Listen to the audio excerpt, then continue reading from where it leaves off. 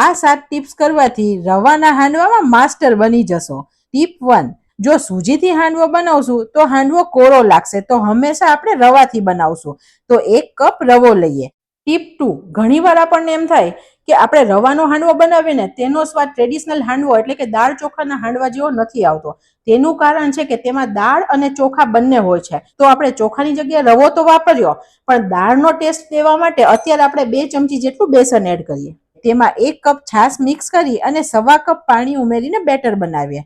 Tip 3, આપણે માપ કરતા બેટરની કન્સિસ્ટન્સી પર ફોકસ રાખીશું તો બેટર પરફેક્ટ બને. તેને 10 મિનિટનો રેસ્ટ આપીએ. પછી તેમાં આદુ મરચાંની પેસ્ટ, લીલા વટાણા, છીણેલું બટેટું, ગાજર, સમારેલા કેપ્સિકમ, છીણેલી દૂધી ઉમેરી બધું મિક્સ કરીએ. પછી તેમાં લાલ મરચું, ધાણા જીરું, હળદર, ગરમ મસાલો, મીઠું અને ખાંડ મિક્સ કરી અને પછી 4 ચમચી પાણી ઉમેરીને આવી કન્સિસ્ટન્સીનું બેટર બનાવીએ.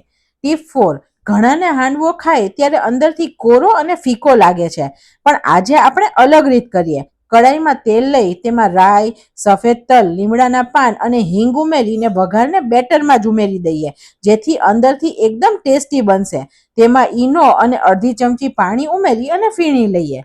ટીપ 5, આપણને બધાને હાંડવાનું પણ એકદમ ક્રિસ્પી જોઈએ છે, તો તેના માટે ઉપરથી વઘાર કરવો જરૂરી છે. તો પેનમાં તેલ લઈ તેમાં રાઈ, સફેદ તલ, હિંગ ઉમેરી અને બેટર એડ કરીએ અને હાંડવાને એક બાજુ ચડવા દઈએ. ઉપર કોરો પડે એટલે તેલ ઉમેરી અને તેને પલટાવી દઈએ. ટીપ 6, બીજી બાજુ ઢાંક્યા વગર જ હાંડવાને ચડવા દઈએ, જેથી વરાળથી પડ ઢીલું ના પડી જાય. હાંડવો અંદરથી ચડ્યો કે નહીં તે ચેક કરીએ. ટીપ 7, હાંડવાને કાણાવાળા વાસણમાં મૂકો, જેથી વરાળથી તે પોચો ના પડે. બસ, હવે ગરમા ગરમ હાંડવો રેડી છે. તમે પણ ઘરે બનાવજો.